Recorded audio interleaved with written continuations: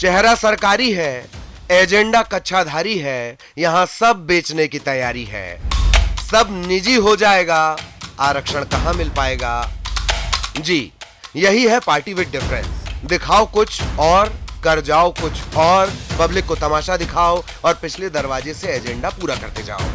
खेल देखिए, भले ही ओबीसी को आरक्षण देने के लिए मोदी सरकार ने संसद में प्रस्ताव पास कर दिया हो, भले ही उत्तर प्रदेश में भाजपा जय अंबेडकर का नारा बुलंद करने जा रही हो, भले ही भाजपा के नेता रोज आरक्षण के समर्थन में जोरदार भाषण देते हों, पर भाजपा का असली उद्देश्य आरएसएस का एजेंडा लागू करना है।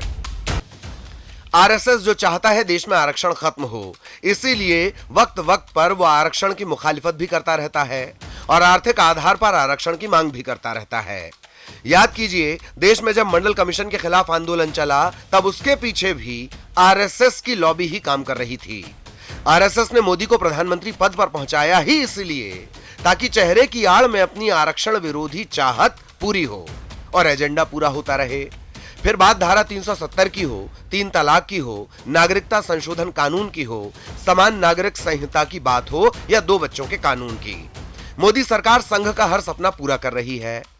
अब अगला नंबर आरक्षण खत्म करने का है। नरेंद्र मोदी ने यहां भी मास्टर स्ट्रोक चला है निजीकरण के रास्ते। ओबीसी और दलित आदिवासियों का एक वर्ग भले ही भाजपा का झंडा बुलंद करता रहे, पर सच यह है कि उनके लिए आरक्षित सीटें अब तक भर नहीं पाई हैं। खुद सरकारी आंकड़े इसकी चीख चीख कर गवाही देते हैं। देश की केंद्रीय शैक्षणिक संस्थाओं की बात करें तो इस वक्त यहां शिक्षकों के 8,873 आरक्षित पद खाली पड़े हैं। इन संस्थानों में एससी के 6,356, एसटी के 3,380, ओबीसी के 8,617 पद स्वीकृत हैं। इनमें से एससी के 2,608, एसटी के 1,344 और ओबीसी के 4,821 पद खाली हैं। अब जरा सरकार द्वारा संसद में दी गई जानकारी पर ध्यान दीजिए। केंद्र सरकार द्वारा संचालित उपक्रमों में इस वक्त एससी कर्मचारियों की संख्या 1,60,384, एसटी 99,693 और ओबीसी की संख्या 1,98,581 है। यानी एससी 17.44%, एसटी 10.84% और ओबीसी कुल 21.59% काम कर रहे हैं। ग्राफिक्स में हम आपको लगातार यह भी बता रहे हैं कि वो कौन सी यूनिट है जिन्हें सरकार बेचने जा रही है, जबकि नारा क्या था? मैं देश नहीं बिकने दूंगा।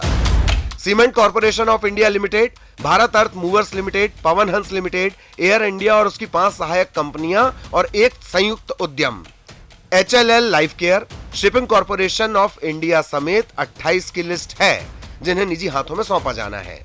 लेकिन यह लिस्ट भी फाइनल नहीं, क्योंकि अभी देश में बहुत कुछ बेचा जाना है।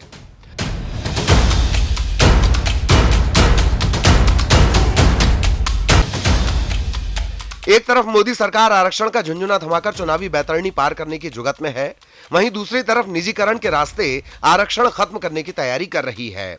सरकार का साफ कहना है कि आरक्षण केवल सरकारी संस्थाओं में लागू है, इसलिए जब बीएसएनएल, बैंक, एलआईसी, भेल, गेल, सेल और तेल कंपनियों का निजीकरण कर देगी, जिसकी प्रक्रिया रोज चल रही है, आरक्षण खुद ब खुद खत्म हो जाएगा। यानी सांप भी मर जाए, लाठी भी ना टूटे।